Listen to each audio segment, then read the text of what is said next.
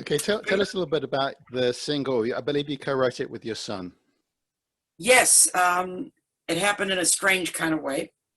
We were both supposed to be on the road this year. I mean, I had a great year last year, first of all. I had one of the highest years of my career.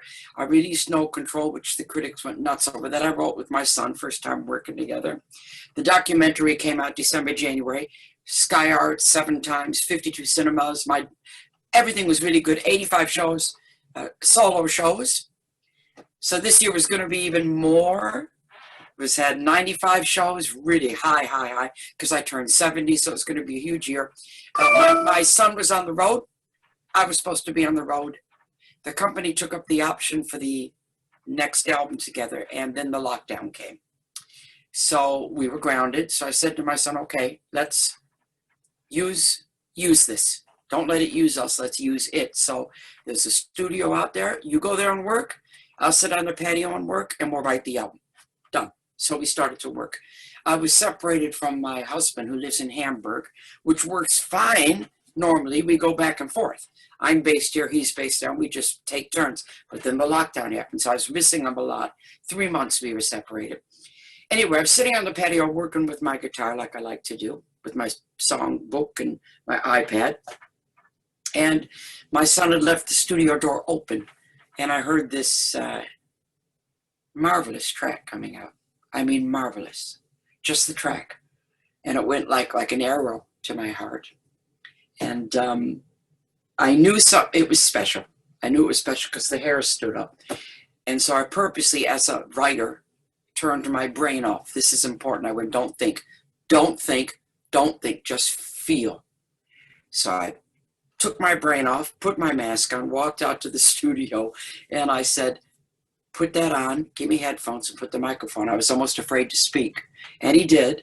And without thinking about it, out came the first 4 lines of the song, exactly as you hear them on the record. And it happens like that sometimes. This creativity is quite magical anyway, but that was really in the air, you know. And we just stopped at the 4 lines, and he went, we both looked at each other. He said, Mom, this is about Reiner, my husband. I said, I know. And then we had the platform for the song. Fantastic. Where do you get your energy from? You have fantastic energy.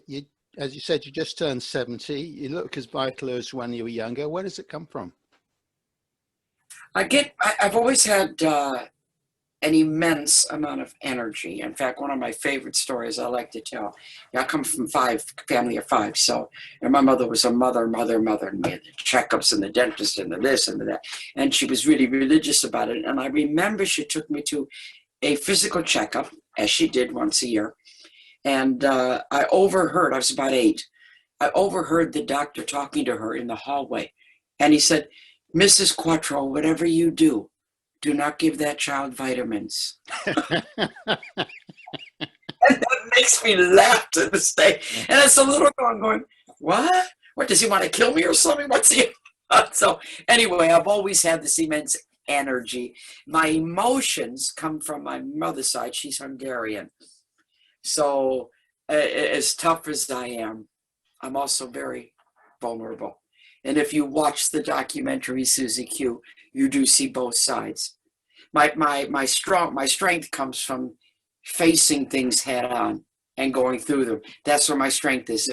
I always say, I wrote a song called, with my daughter, called I'll Walk Through the Fire With You. And that's how I face the world. If there's trouble, and I'm using the analogy of it being a fire, I will walk right into it. Don't avoid it. Let it burn you. Feel what you're supposed to feel. Walk out the other side, dust yourself off, and keep going. That's how I get through life.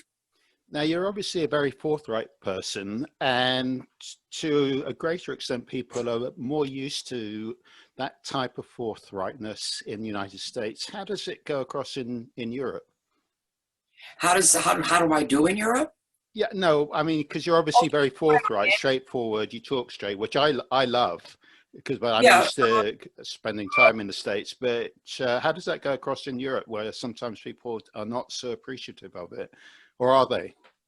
I don't pay attention to that. I talk how I talk.